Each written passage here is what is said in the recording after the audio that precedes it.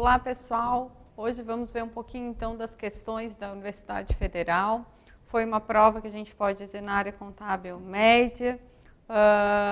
Caiu dentro algumas questões até bem elaborado, um pouco mais do que o esperado, até quanto à elaboração das questões, estavam bem elaboradas. E vem no nível de uma prova média, né? Pediu questões que a gente viu em sala de aula, assuntos que nós vimos em sala, que a gente verifica que temos cobrança também, em alguns momentos, literal da legislação e outras dentro de um contexto geral. Essa questão 32 vem voltada para o manual, vem na questão de mensuração de ativos e passivos. A gente viu que nós temos as bases de mensuração e ela vem pedir de forma geral o que seria a mensuração. Tanto é que fala, no primeiro item vem dizendo, registro contábil das transações do setor público, excetuando a entidade de economia mista, deve ser efetuado considerando relações jurídicas, econômicas, patrimoniais, não somente esse tipo de relações que você considera, né? Você vai ter que ver efetivamente a situação, o que ocorreu, para você conseguir identificar, por exemplo, se é para venda, para que é, e o que ocorreu, o fato ocorrido, mesmo ilegal, para você definir a tua base de mensuração e poder mensurar. Também falava, a entidade do setor público deve aplicar métodos de mensuração ou avaliação dos ativos do passivo que possibilita o reconhecimento de ganhos e perda, exceto quando a essência da operação sobressair a forma da legislação, que é o que a gente acabou de falar também, não. Mesmo que seja um fato legal, nós registramos. Sempre falei para vocês, mesmo se roubar o computador, deve ser registrado. Deve ser reconhecido o fato. Reconhecimento de ajuste decorrente de omissões e erros e registros ocorridos em anos anteriores ou mudança de critérios contábeis devem ser realizada a conta de patrimônio líquido evidenciado no balanço orçamentário. Ora, ajuste de exercícios anteriores até vai estar no patrimônio líquido, mas é só vocês relembrar que o patrimônio líquido não está no balanço orçamentário, e sim balanço patrimonial, por isso estava equivocada a questão. E ainda falava, os registros contábeis devem ser realizados seu seito, deve ser evidenciado nas demonstrações contábeis dos períodos a quais se relacionam. Portanto, reconhecido pelos respectivos fatos gerador e pelo concomitante à execução orçamentária. Não, existem questões que nós nem temos a execução orçamentária e deve ser registrado o fato, como aqueles que nem passaram por empenho, como a gente conversou até que tem uma conta específica. Então, nesse caso, também estaria equivocado. Questão correta, a seleção da base de mensuração para ativos e passivos contribui para satisfazer os objetivos da elaboração e divulgação da informação contábil pelas entidades do setor público ao fornecer informações que possibilitem, então, que o usuário vai avaliar o custo do serviço prestado, a capacidade operacional e capacidade financeira. Então, vem nessa linha da informação contábil e poder fazer esse tipo de avaliação. Essa questão tratava de perícia, mas de forma em relação às normas da perícia, confundiam um pouquinho de parecer pericial com pedidos de ofício, e ela nos trazia já exatamente que no momento do planejamento, o perito já tem que o quê? Se preocupar com o risco, né? Com o risco decorrente da responsabilidade civil. Então, o perito, da mesma forma que o auditor, lá na fase de planejamento, já se preocuparia com a questão de risco, nesse caso específico de responsabilidade civil. A questão queria que você tivesse esse tipo de conhecimento.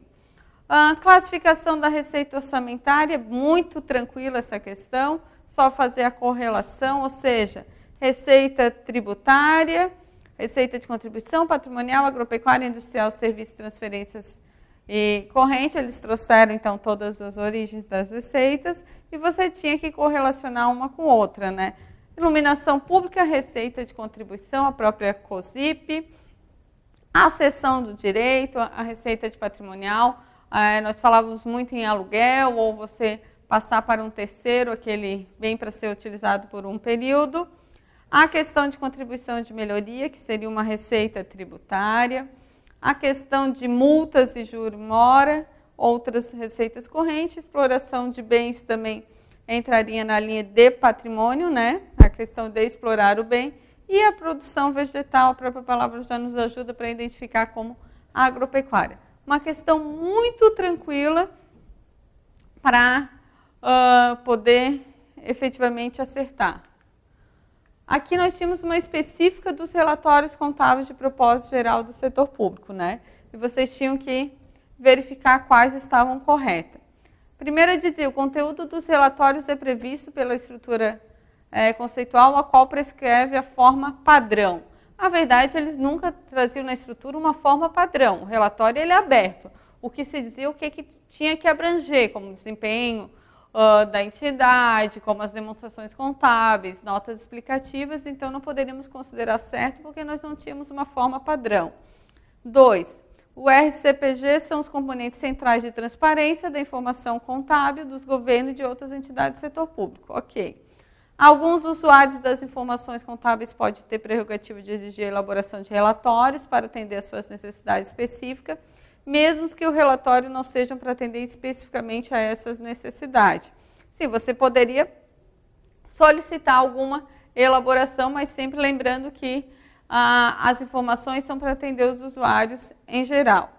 O RCPG deve ser elaborado com regime de competência. Sim, o RCPG, a gente já tinha visto que a estrutura conceitual sempre no regime de competência, ela já exigia a norma de estrutura conceitual. Por isso estaria certo, então, a 2, a 3 e a 4. A quinta vinha os objetivos da elaboração e divulgação da informação não estão relacionados à necessidade da informação. Ora, a gente já sabe que o objetivo da contabilidade é fornecer informações. Então, só sabendo o objetivo da contabilidade, você já conseguia matar que essa questão estaria equivocada. Pelo contrário, ele tem que sim prover a necessidade dos usuários através das informações que ele colocar no relatório. Essa outra questão, a 37, vinha para exigir um pouquinho de temas relacionados à proposta orçamentária. E dizia o seguinte: é fortemente recomendável, mas não exigível, que esteja contido na proposta a mensagem. Pessoal, a mensagem é obrigatória, ela faz parte da proposta orçamentária. Então, nem precisaria ler o resto para já entender que a questão estaria equivocada. Se não receber a proposta orçamentária no prazo fixado da Constituição, o Poder Legislativo Federal considerar como a proposta a lei de orçamento vigente. Sim, ele considera a que já está vigente, já que a proposta não foi encaminhada. A proposta orçamentária contará programa anual atualizado de investimento, versões financeiras, transferências previstas no quadro de aplicações de capital, até porque estaria ligado às despesas de capital.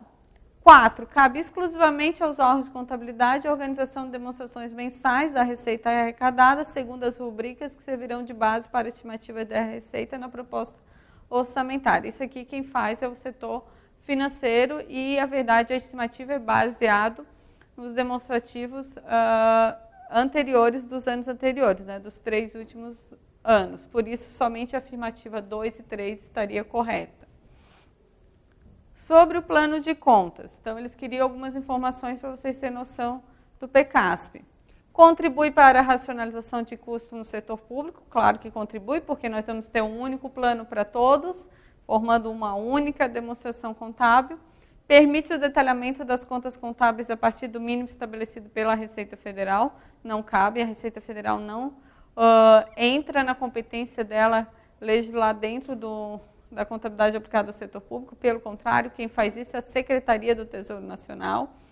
Permite a elaboração dos relatórios padrões adotados pelos organismos internacionais, como FMI, GSF, GFSM, correto. Padroniza os registros, que a gente falou muito em sala de aula. Contribui para o atendimento de acordos comerciais, como o SC, não caracteriza nenhuma ligação. E distingue o registro das naturezas, né, que falamos tanto em sala de aula. Patrimonial, orçamentário e de controle. Por isso, a questão correta é a letra D. Ainda agora sobre orçamento, pedia para evidenciar analisar a questão de receitas e despesas. Identifique quais itens abaixo correspondem a aspectos que devem integrar a lei orçamentária anual. O sumário geral da receita de categoria despesa por grupo de natureza, quadro demonstrativo da receita segundo as categorias da econômica, quadro demonstrativo da receita mínima, quadro das dotações e o quadro discriminativo equilíbrio entre os elementos da categoria da econômica e da despesa pública. Ele vinha nessa linha de querer que vocês soubessem efetivamente o que integra, então, o orçamento. que acontece?